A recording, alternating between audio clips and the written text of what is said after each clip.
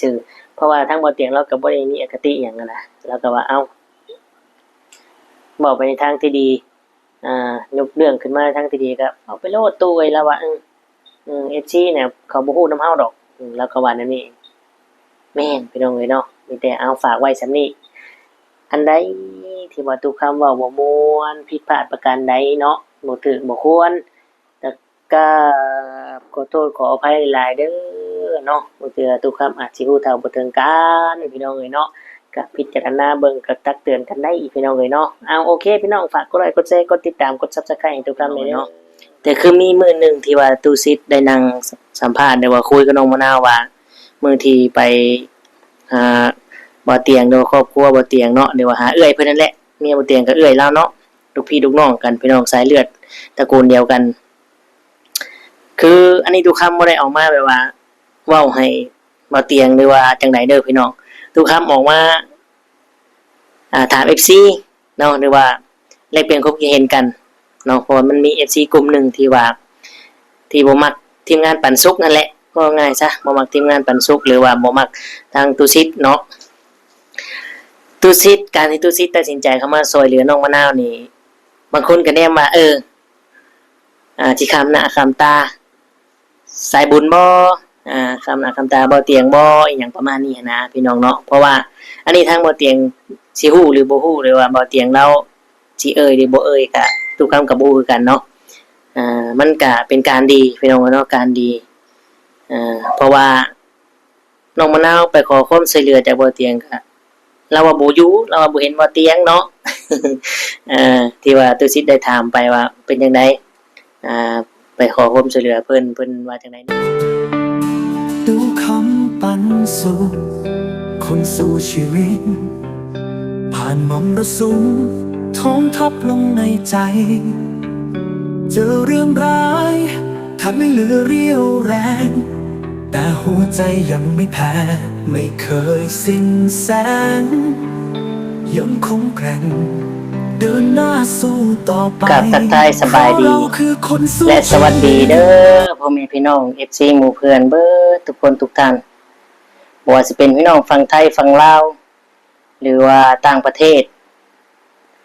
ก็ยินดีต้อนรับเข้าสู่ช่อง YouTube ตู้คำปันสุขพี่น้องเอ้ยเนาะมาเจอมาพ่อตู้คำมื้อนี้ก็บ่มีหยังหลายพี่น้องเอ้ยเนาะออกมาแสดงความดีใจแล้วก็ออกมาแลกเปลี่ยนความคิดเห็นกันพี่น้องเอ้ยเนาะกับเรื่องที่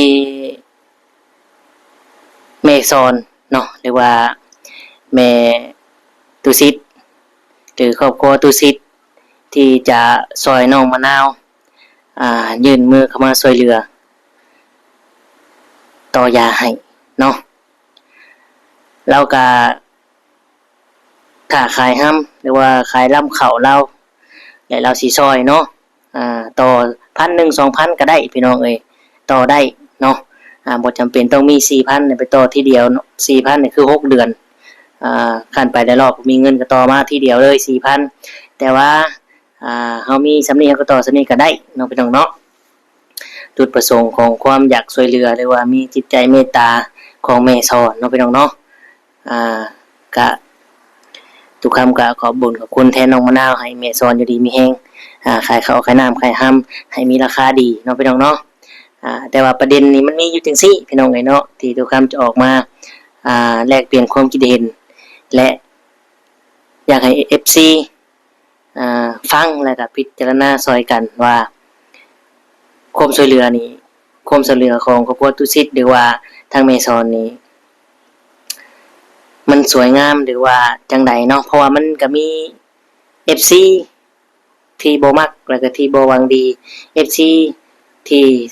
ตุสิทธิ์ได้ตั้งฉายาไว้ว่า FC สายเถื่อน เนาะพี่น้องอันนี้เว้าเฉพาะ FC ที่ว่าบ่มักและคอมเมนต์บ่ดีนั่นแหละพี่น้องเอ้ยเนาะคือประเด็นแนวนี้พี่น้องเอ้ยเนาะทางคอมเมนต์หรือว่าทางตุสิทธิ์หรือว่าตุสิทธิ์เอาออกแล้วบ่คอมเมนต์ที่บ่ดีคอมเมนต์ที่บ่เป็นตาเบิ่งตุสิทธิ์ขับออกลบออกแล้วบ่หรือว่าจังไดเนาะอันนี้คือทางตุสิทธิ์ที่ว่าได้เบิ่งคลิปของตุสิทธิ์ได้เราออกมา ชี้แจงเรื่องซอยตัดสินใจซอยน้องมะนาวหั่นแหละพี่น้องเอ้ยเนาะแต่ว่าทางตู้คำนี่คอมเมนต์ก็ส่วนมากคอมเมนต์ก็สิมีให้กำลังใจและก็ดีใจกับน้องมะนาวเนาะแต่มันมี FC พี่น้องเนาะหรือว่าผู้ที่สงสัยเนาะผู้ที่ยังคงใจกับเรื่องที่เมตุซิดซอยหรือว่าตุซิดได้ตัดสินใจซอยสิไปต่อยาให้น้องมะนาวคือมันมีแนวนี้พี่น้องเอ้ยเนาะประเด็นคือว่ามี FC สงสัยเนาะหรือว่าอยากฮู้เรียกว่าจังไดพี่น้องทุกครั้งก็บ่เข้าใจเนาะคือจังซี่พี่น้องเอ้ยเนาะทุกครั้งก็บ่ได้เหมารวมนะพี่น้องนะมันมีกลุ่มนึงที่ว่ายังสงสัยหรือว่ากับทีมงานสายบุญหรือว่าบ่าวเตียงนั่นแหละพี่น้องเอ้ยเนาะเพราะว่าน้องมะนาวเราได้มาหาตุสิทธิ์นี่คือเราว่าจะไปขอความช่วยเหลือจากบ่าวเตียงเนาะซึ่ง FC ที่ว่าติดตามได้ก็ได้สอบถามทุกคำในข้อสงสัยเพิ่นว่าน้องมะนาวไปนี่ไปขอความช่วยเหลือจากบ่าวเตียงนี่บ่าวเตียงสิช่วยบ่หรือว่าจังใดเนาะเพราะว่าก็บ่เห็นบ่าวเตียงเฮ็ดคลิปออกมาช่วยน้องมะนาวพี่น้องเอ้ยเนาะแต่คือมีมื้อนึงที่ว่าตู้ซิดได้นั่งสัมภาษณ์ได้ว่าคุยกับน้องมะนาวว่ามื้อที่ไปบ่าวเตียงหรือว่าครอบครัวบ่าวเตียงเนาะหรือว่าหาเอื้อยเพิ่นนั่นแหละเมียบ่าวเตียงก็เอื้อยเราเนาะลูกพี่ลูกน้องกันพี่น้องสายเลือดตระกูลเดียวกันคืออันนี้ทุกคำบ่ได้ออกมาแบบว่าเว้าให้บ่าวเตียงหรือว่าจังไดเด้อพี่น้องทุกคำออกมาถาม FC เนาะหรือว่าแลกเปลี่ยนความคิดเห็นกันเนาะเพราะมันมี FC กลุ่มนึงที่ว่าที่บ่มักทีมงานปันสุกนั่นแหละก็ง่ายซะบ่มักทีมงานปันสุกหรือว่าบ่มักทางตุสิทธิ์เนาะตุสิทธิ์การที่ตุสิทธิ์ตัดสินใจเข้ามาช่วยเหลือน้องมะนาวนี่บางคนก็แนมว่าสิค้ำหน้าค้ำตาสายบุญบ่ค้ำหน้าค้ำตาบ่เตียงบ่อีหยังประมาณนี้นะพี่น้องเนาะเพราะว่าอันนี้ทางบ่เตียงสิฮู้หรือบ่ฮู้หรือว่าบ่เตียงเราสิหรือบ่ก็ทุกคำก็บ่ฮู้คือกันเนาะเพียงแต่ว่าทุกคำออกมาคุยกับ FC เนาะออกมาเว้าหรือว่าออกมาให้กำลังใจและออกมาใครขอความสงสัยเนาะกับที่ว่า FC ที่สงสัยที่ทุกคำออกมานี่ก็จะถามว่ามันก็เป็นการดีพี่น้องเนาะการดีเพราะว่าน้องมะนาวไปขอความช่วยเหลือจากบ่เตียงก็เราว่าบ่อยู่เราว่าบ่เห็นบ่เตียงเนาะ ที่ว่าตุสิทธิ์ได้ถามไปว่าเป็นจังไดไปขอความช่วยเหลือเพิ่นว่าจังไดแน่เนาะเพิ่นก็ตอบว่าเพิ่นบ่อยู่เนาะน้องมะนาวไปก็จะมันช่วงแลงบ่ช่วงเช้าความก็บ่ฮู้เนาะเพิ่นบ่อยู่เนาะแน่นอนพี่น้องบ่เตียงเราบ่อยู่แล้วเพราะว่าเราก็ไปหาช่วยเหลือคนถ่ายคลิปแต่ว่าเอื้อยเราอยู่เนาะหรือว่าเมียของบ่เตียงครอบครัวเพิ่นอยู่เรือนเนาะแต่ไปก็บ่ฮู้ว่าน้องมะนาวคุยจังใดขอความช่วยเหลือจังใดเนาะก็เงียบและประเด็นคือจังซี่พี่น้องเอ้ยเนาะประเด็นคือแนวนี้ประเด็นมี FC ว่าสิค้ำหน้าค้ำตาสายบุญบ่แต่แรกๆคือบ่ซอยคือบ่ยื่นมือเข้าไปช่วยเหลือหรือว่าไปต่อยาให้น้องมะนาวอันนี้คือ FC ผู้ที่บ่มักหรือว่าผู้ที่สงสัยหรือว่าผู้ที่ทำให้เฮาคัดหรือว่าเฮานี่อิจฉาบังเบียดทั้งทีมสายบุญหรือว่าบ่เตียงหั่นแหละเนาะตัวคำทำคลิปออกมาเกี่ยวกับบ่เตียงนี่ส่วนมากสิมีดราม่าแล้วก็มาเว้ามาว่าให้เฮาว่าอิจฉาบังเบียดและประเด็นนี้มันก็ได้เกิดขึ้นว่าเป็นหยังคือบ่ซอยแต่แรกพอน้องมะนาวไปขอความช่วยเหลือบ่เตียงจากบ่เตียงตุสิทธิ์ตัดสินใจซอยอีหยังประมาณนี้พี่น้องเอ้ยเนาะคือจังซี่พี่น้องเอ้ยเนาะตามอันนี้คือความคิดของตู้คำได้เนาะที่ตุสิทธิ์ตัดสินใจช่วยเหลือนี่และแม่ซอนนี่ตัดสินใจช่วยเหลือคือนั่นนี่พี่น้องเราเห็นว่าน้องมะนาวนี่ไปขอความช่วยเหลือจากบ่เตียงเนาะจากพี่น้องเรานี่แหละพี่น้องเราแท้ๆนี่แหละก็คือบ่เห็นช่วยเหลือก็คือบ่เห็นตอบรับจังใดพอน้องมะนาวไปหากะว่าบ่อยู่เนาะอีหยังประมาณนี้ ทั้งตู้ซิดกับเมโซนนี่ก็อาจสิมองเห็นว่าพี่น้องกันแท้ๆเนาะคือไปต่อให้เราแน่เนาะจากพันถึงพันได้เดือนแต่ละเดือนก็บ่แม่นน้อยๆหยังประมาณนี้นี่คือความคิดของFC หรือว่าของตู้ค้ำนี่แหละเนาะหรือว่า FC ผู้ที่ติดตามน้องมะนาวได้ให้กำลังใจน้องมะนาวเนาะเพิ่นก็ได้สอบถามตู้ค้ำหยังประมาณนี้เนาะตู้ค้ำก็บ่ฮู้คือกันเนาะพี่น้องเนาะ เงินเพิ่นอยู่กระเป๋าเพิ่นพี่น้องเอ้ยเนาะสิน้อยสิหลายก็แล้วแต่เพิ่นสิเต็มใจซอยเนาะก็มีทั้ง FC นั่นแหละที่สงสัยเนาะแล้ว FC ผู้หวังดีนั่นแหละพี่น้องเอ้ยเพิ่นได้ถามนั่นนี่และเพิ่นว่าเป็นการที่แบบว่าคันตาบ่ก็บ่ได้พี่น้องเอ้ยเนาะทุกคำก็จะบอกเลยว่าที่ตุซิดเมซอนได้ตัดสินใจช่วยเนาะเพราะว่าเราก็เห็นน้องมะนาวในสู่ชีวิตเนาะยาก็กินเม็ดเดียวตลอดแล้วก็คือสิเบิดคักแนมหาพี่น้องทางใดก็คือบ่เห็นช่วยเนาะเราก็ตัดสินใจช่วยเพื่อให้น้องมะนาวนี่เป็นแบบนี้เนาะหรือว่าบ่กลับไปเป็นคือเก่าแล้วกินยาก็อาจสิดีเนาะแต่ช่วงนึงนี่มีทั้งเอื้อยแล้วเนาะคือสามผลคือว่าน้องมะนาวนี่เมื่อยเพลียนี่เป็นย้อนกินยาช่วงนั้นแหละเนาะให้สอนดูตู้ซิดพอเราตัดสินใจซอยปุ๊บก็มี FC สงสัยเลยว่ายกประเด็นขึ้นมาว่าทีมปันสุกหรือว่าตู้ซิดนี่แต่ยังบ่ได้น้องมะนาวยังบ่ได้ไปขอความช่วยเหลือจากบ่อเตียงนี่คือบ่ซอยอหยังประมาณนี้เนาะทั้ง FC สายเถื่อนหรือว่า FC ผู้ที่สนใจหรือว่าอยากรู้เรื่องราวกับทีมงานสายบุญกับปันสุกนี่ก็หลายคนก็มองว่าอิจฉาทีมงานปันสุกนี่อิจฉาบ่เตียงเนี่ยเว้าจังนั้นสิบ่เตียงเนาะเพราะ FC ที่ติดตามเห็นแนวนี้แล้วก็ยกขึ้นมาว่าคำหน้าคำตาบ่เตียงบ่หยังบ่ตู้คำเชื่อแล้วบ่เตียงเราบ่คิดแนวนั้นดอกแล้วก็มีงานเวียกของเราอยู่แล้ว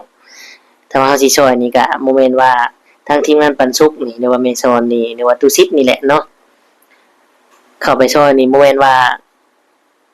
เห็นน้องมะนาวไปหาบ่อเตียงขอความช่วยเหลือจากทั้งสายบุญทั้งบ่อเตียงทั้งพี่น้องเราแหละนิดจังนิดนึงเข้ามาบ่แม่นนะพี่น้องเนาะเราแนมเห็นว่าโอ้เป็นตาสงสารเนาะสู่ชีวิตสู่ทนคนเฮาน่ะเบิ่งสายตาในฮู้รถพี่น้องเอ้ยเนาะเจ้าสิตัวแต่สายตาเจ้าตัวบ่ได้สังเกตเบิ่งคลิปทางแม่สอนนี่เราก็เบิ่งสายตาเราฮักแพงเนาะสงสารน้องมะนาวบ่แม่นว่าสิ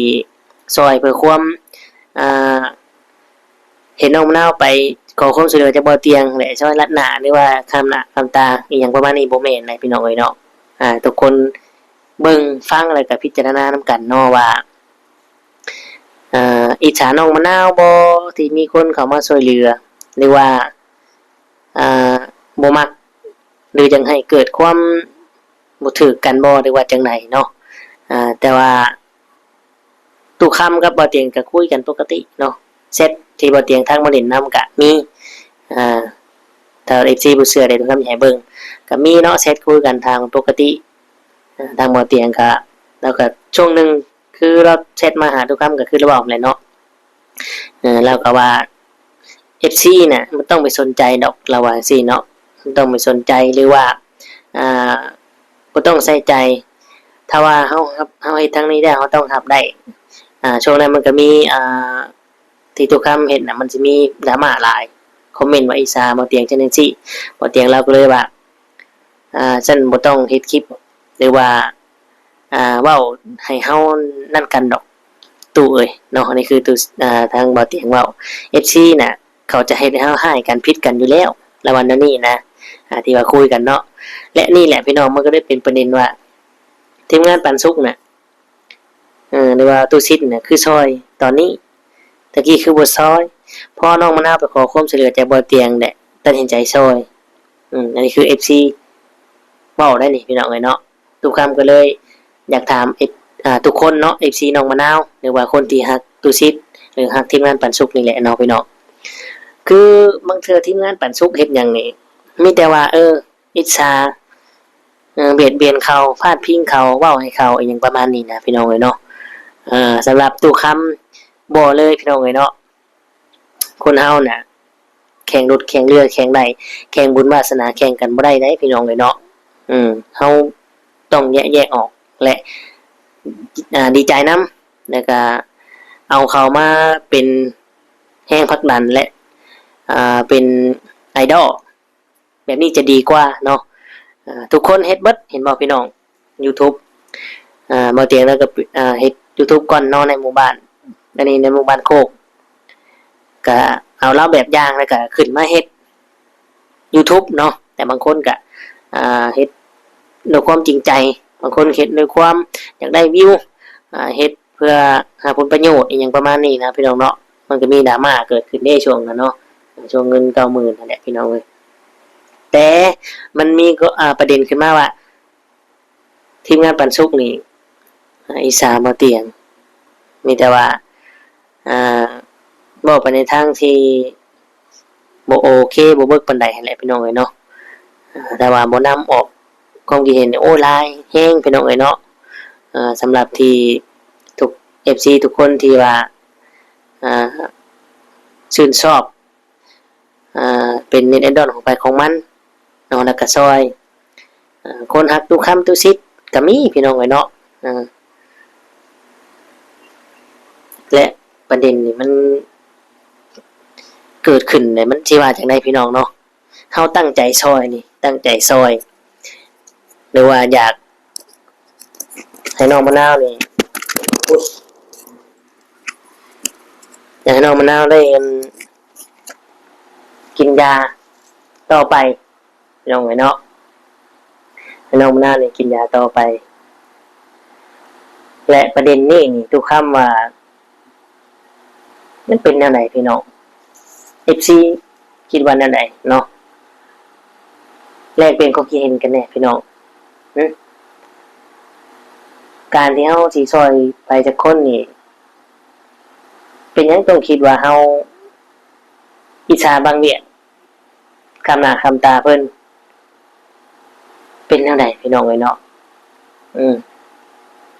ทุกคำก็งงคือกัน FC น้องมะนาวว่าจังไดพี่น้องถ้าแม่ช้อนหรือตูซิดแล้วก็เบิ่งตั้งแต่ต้นเนาะเราก็ซอยทั้งที่ว่ามันชุกกับไปเฮ็ดของน้ำให้ซอยให้บางคน FC เนาะหรือว่าผู้ที่บ่มักสายบุญผู้ที่บ่มัก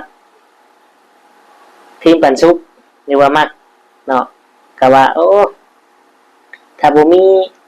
ทีมปันสุกเข้าไปซอยน้องมะนาวหรือว่าเข้าไปยุ่งตอนนั้น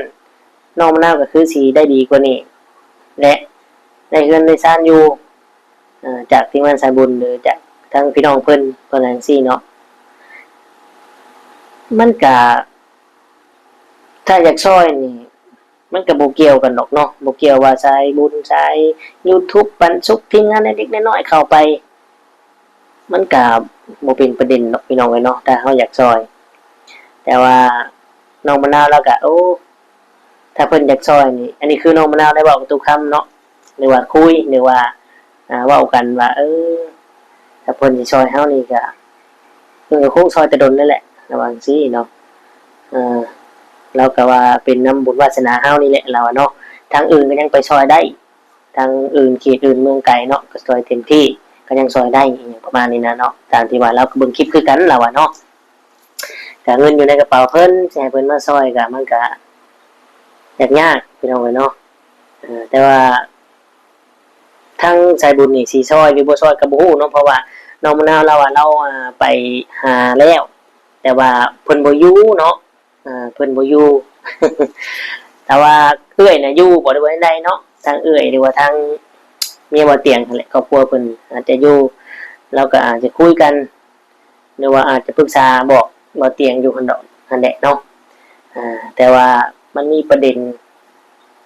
แล้วนี่พี่น้องทางปันสุกกับบ่เตียงหรือว่าสายบุญนี่เฮ็ดคลิปหยังออกมาจะมีแต่ FC มาโจมตีมาทำให้เกิดดราม่าขึ้นว่าทางเฮานี่อิจฉาท่านจังซี่เนาะพี่น้องเอ้ยทุกคำก็พยายามบอกว่าเว้าตอนนั้นเนาะ ออกมาตอบว่าบ่มีทางบ่มีดอกเนาะแต่ก็บ่เชื่อคือว่า FC เนาะได้ฮักได้แพงไปแล้วก็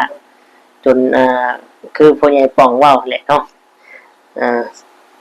ก็ชื่อพ่อใหญ่ป่องเด้อมื้อนี้พี่น้องเนาะถ้าพ่อใหญ่ป่องเบิ่งอยู่ก็จับสวัสดีทักทายเด้อเนาะ คือพ่อใหญ่ป่องละว่าเนี่ยเนาะละว่าจังไดพี่น้องแปลว่าจนคือมันเข้าไปถึงสายเลือดแต่ว่าจิตใจแล้วนะแต่เบิ่งแล้วก็คือว่าอะไรเนาะพี่น้องบอกแบบคนมีเงินกับคนบ่มีเงินมันก็ต่างกันอยู่แล้วเนาะต่างกันหลาย FC แมงเม่าบ่ผู้ใหญ่ป่องแล้วบ่ FC แมงเม่าบ่อีหยังนี่แหละพี่น้องเอ้ยเนาะ อีหยังนี่แหละ FC แมงเม่าอีหยังนี่แหละพี่น้องเอ้ยเนาะถ้าผู้ใหญ่ป่องเล่ากันอ้าวตุคำเอ้ยเราอะเนาะอันใดที่มันสิมีวิวมีประโยชน์แต่ว่าตุคำได้วิวจากผู้ใหญ่ป่องก็เอาขึ้นไปเว้าเอาขึ้นไปพิจารณาเอาขึ้นไปแลกเปลี่ยนความคิดเห็นกันได้เด้อเราอะนะพี่น้องเนาะได้ครับเนาะบ่เป็นหยังเราอะนี่เนี่ยพี่น้องจังว่าคนบุญแท้เนาะอันนี้โอ้คนบ้านเดียวกันนี่หมู่เดียวกันนี่คือตุคำนี่ก็รู้จักกันนี่แค่ชื่อเด้อว่าเอาถึงวันเตียงนี่ก็โอ้ยพี่น้องเอ้ยเนาะเป็นฟืนเป็นไฟทุลายถล่มกันยังไงเลยพี่น้องเอ้ยนี่คือการเล่นนี่คลิปนี้ก็เบิ่งว่าจะเป็นจังไดเนาะแต่ทุกคำก็บ่ได้เว้าให้บ่ได้เว้าแบบว่านั่นแหละพี่น้องแค่ออกมาตอบ FC ที่สงสัยเนาะแล้วก็กล่าวหาว่าสิคำหน้าคำตาบ่เตียงบ่เห็นนั่นน้องมะนาวไปขอความช่วยเหลือจากบ่เตียงแหละสิยื่นมือเข้ามาช่วยเหลือมันก็บ่เกี่ยวเนาะเจ้าคือบ่ซอยล่ะเนาะพี่น้องเจ้าคือบ่ซอยน้องเพิ่นไปหาถึงเรือนถึงซ่านเลยคือบ่ซอยเนาะเรียกว่าเห็นทั้งทีมงานสายบุญหรือว่าเห็นทั้งตุสิทธิ์ถ่ายอัปเดตและบ่อยากเข้ามายุ่งวุ่นวายบ่เนาะเกลียดชังกันบ่นั่นบ่หรือว่าจังไดเนาะอันนี้คือความคิดของตุกคำเองพี่น้องเอ้ย ขออนุญาตเนาะแบบอาจารย์เบียร์เว้าเลยแบบอาจารย์เบียร์เว้าเลยเกลียดกูชังกูก็ตายซะเราตายไปเลยเราถ้ามึงไม่ตายน่ะมึงก็จะเป็นทุกข์ทรมานอย่างนี้แหละเพราะว่ากูจะอยู่ให้มึงเกลียดให้มึงชังเราว่าจังซี่นะพี่น้อง เดี๋ยวเราเอาคักเอาตรงได้เนาะคืออาจารย์เบียร์ว่าอันนี้คือกันถ้าว่าชังทีมงานปันสุขหรือว่าเกลียดบ่มากก็ตายซะเนาะตายให้มันแล้วก็สิบ่ได้เห็นอีกก็สิบ่ทุกข์พี่น้อง ขออนุญาตเอาคำว่าอาจารย์เบียร์มาเว้าแล้วก็มาอีกสั้นนิดนึงพี่น้องเอ้ยเนาะขออนุญาตนำพี่น้องเอ้ยเนาะเปรียบเทียบนะว่าคนที่สร้างเฮานี่จังใดเจ้าก็ได้เห็นอยู่แล้วได้หนีไม่พ้นดอกเนาะแล้ววันนี้บ่พ้นได้เห็นคือเก่าพี่น้องเนาะเจ้าสร้างจำไหนก็ได้เห็น เป็นทุกข์แต่ก็เรื่องของเขาเนาะเฮานี่ไปยุ่งเฮาก็ทุกข์เองเนาะแต่ว่าทุกคำบ่ได้ยุ่งนะนี่ทุกคำออกมาบ่ได้ยุ่งนะบ่ได้ว่าให้ได้พี่น้องเนาะเพียงแต่ว่าออกมาบอกออกมาให้กำลังใจดีใจแล้วก็ออกมาคุยกับ FC เนี่ยเนาะกับพ่อแม่พี่น้อง FC น้องมะนาวว่าเป็นจังไดการที่ว่าเขามาช่วยเหลือนี่อิจฉาน้องมะนาวบ่หรือว่าย่านอันคำตาสายบุญบ่หรือว่าจังไดเนาะFC พิจารณาซอยกันเด้อพี่น้องเอ้ยเนาะถ้าว่าซอยก็ซอยได้พี่น้องเอ้ยเนาะอย่างเขากับน้องมะนาวก็เป็นพี่น้องพี่น้องทางเมียเนาะอยากบ่เตียงอยากซอยได้บ่ต้องคิดเดาว่าตุสิเข้าไปซอยแล้วตุสิทายน่ะบ่อยากยุ่งบ่อยากหยังยันเกิดดราม่า FC จะว่าจังซั่นจังซี่เนาะส่วนมากทุกคำเองก็ที่ทุกคำมีคลิปมานี่บ่เตียงเราก็บ่ค่อยที่มาเว้ามาบ่าตบโต้หยังไผดอกแล้วก็ว่าทำก็ทำไปซอยไปเฮาก็ซอยได้แฮงดีแล้วว่าเนาะแต่มันมี FC สายเถื่อนที่ตุสิทธิ์เว้านั่นแหละเนาะหรือว่า FC บ่มักทั้งที่งานปันสุขนี่ ก็เว้าให้คอมเมนต์ว่าซั่นจังซี่ทั้งที่บ่เตียงเรายังบ่ได้ว่าหยังเลยเนาะทาง FC นี่ฮ้อนก่อนเลยเว้าก่อนเลยพี่น้องเอ้ยเนาะซึ่งมันก็บ่ฮู้ว่าสิเกิดขึ้นแบบคือเว้าบ่ FC ก็ถล่มก่อนเลยพี่น้องเอ้ยเนาะนี่คือกันพี่น้องเอ้ยเนาะทางตู้ซิดเข้าไปช่วยน้องมะนาวนี่จะสิต่อยาให้สิช่วยเหลือนี่ก็มีประเด็นขึ้นมาเลยพี่น้องว่าแต่แรกคือบ่เห็นซอยพอไปขอความช่วยเหลือจากบ่เตียงแหละยังมือเข้ามาซอยคัดขวางบ่เตียงบ่หรือว่าอีหยังบ่ก็บ่ได้พี่น้องเนาะเพราะว่าเราก็เห็นน้องมะนาวไปขอความช่วยเหลือแล้วก็บ่มีการเคลื่อนไหวหยังแล้วก็สิซอยจังไดเราก็บ่ฮู้เราก็บ่อยู่ทางน้องมะนาวว่าอันนี้จังซี่ก็เลยตัดสินใจเดี๋ยวค่อยขายห้ํได้คือว่าขายลำข้าวได้ค่อยสิช่วยเจ้าเองจัก 1,000 2,000ซอยต่อยาให้เจ้าเองเนาะเจ้าคิดเบิดแล้วเจ้าไปขอความช่วยเหลือจากเพิ่นอยากซอยอีกก็แล้วแต่ซอยได้บ่เป็นหยังเพิ่นว่าเนาะบ่ว่ากัน FC เนาะหรือว่าคนที่ฮักน้องมะนาวนี่คิดว่าจังได๋ซะพี่น้อง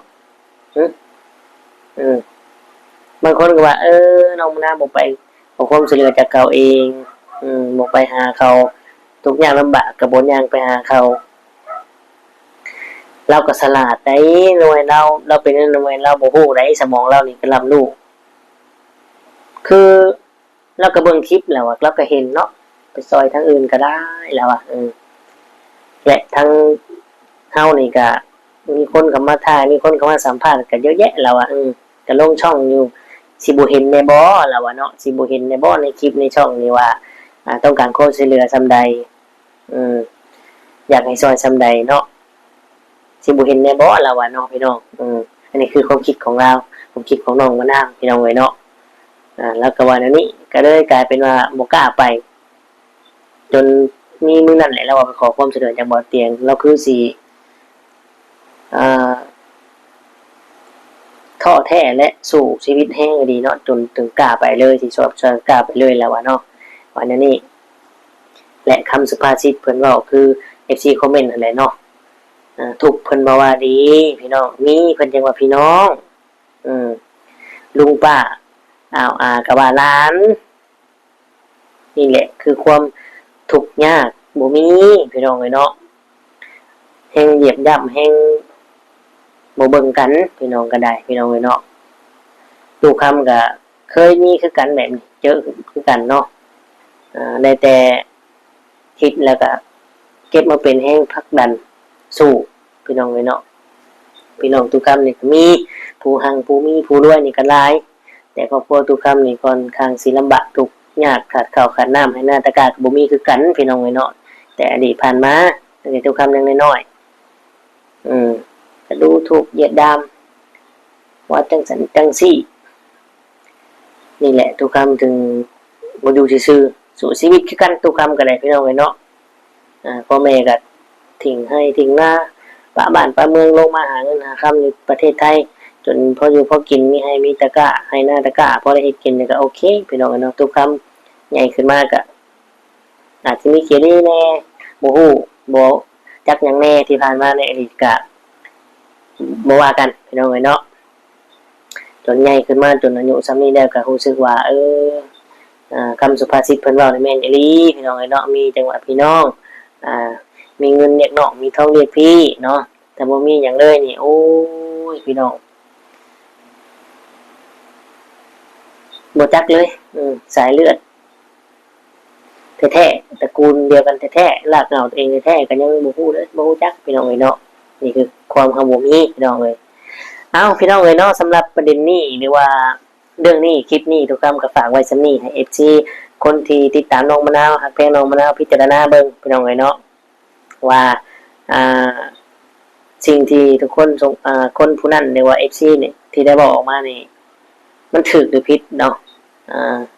มีแต่ว่าเฮานี่อยากคัดขวางการช่วยเหลือของทางบ่เตียงอย่างประมาณนี้นะพี่น้องเอ้ยเนาะ FC พิจารณาเบิ่งนํกันว่ามันเป็นจังไดเนาะมันสวยงามอยู่แล้วเนาะสวยงามอยู่แล้วที่ยื่นมือไปช่วยเหลือกันนี่ เพราะฉะนั้นอย่าคิดอันนั้นเด้อ FC เนาะทุกคำฝากนำอย่าคิดอันนั้นเด้อเนาะทุกคำบอกมานี่ก็อย่าเผาดราม่าหรือว่ากันเด้อเนาะพี่น้องเนาะFC บางคนก็คอมเมนต์หรือว่าทักบอกทุกคำว่าเอ้ยทุกคำเจ้าคือกล้าเอ่ยชื่อบ่เตียงเนาะเจ้าบ่ย่านบ่ย่านหยังพี่น้องย่านหยังเนาะเป็นหมู่เป็นเพื่อนบ้านเดียวกันสิเว้าบ่ได้นะบ่โอ้ยทุกคำ FC เห็นบ่ FC คอมเมนต์เทวดาของแม่เทวดาของแม่อย่าไปแตะต้องอย่าไปเอ่ยชื่อเขานะทุกคำบ่ย่านบ่โอ้ยทุกคำก็เอาถ้าว่าเว้านั้นทุกคำก็ บ่กล้าได้ฉันเนาะพี่น้องเนาะแต่ว่าเป็นอย่างคือยังกล้าเว้าหรือว่าออกมาเอ่ยชื่อเพราะว่าทั้งบ่เตียงเราก็บ่ได้มีอคติหยังนะเราก็ว่าเอาบอกไปในทางที่ดียกเรื่องขึ้นมาทางที่ดีก็เอาไปโลดตู้ไว้แล้วว่าFC เนี่ยเขาบ่ฮู้นำเฮาดอกแล้วก็ว่านั่นนี่แม่นพี่น้องเอ้ยเนาะมีแต่เอาฝากไว้ซำนี้อันใดที่ว่าทุกคำเว้าบ่ม่วนผิดพลาดประการใดเนาะบ่ถูกบ่ควรแต่ก็ขอโทษขออภัยหลายเด้อเนาะบางเทื่อทุกคำอาจสิรู้เท่าบ่ถึงการพี่น้องเอ้ยเนาะก็พิจารณาเบิ่งก็ตักเตือนกันได้อีกพี่น้องเอ้ยเนาะเอาโอเคพี่น้องฝากกดไลค์กดแชร์กดติดตามกด Subscribe ให้ทุกคำได้เด้อเนาะสำหรับคลิปนี้ทุกคำคือสิได้กล่าวคำว่าสำบายดีและสวัสดีครับพ่อแม่พี่น้อง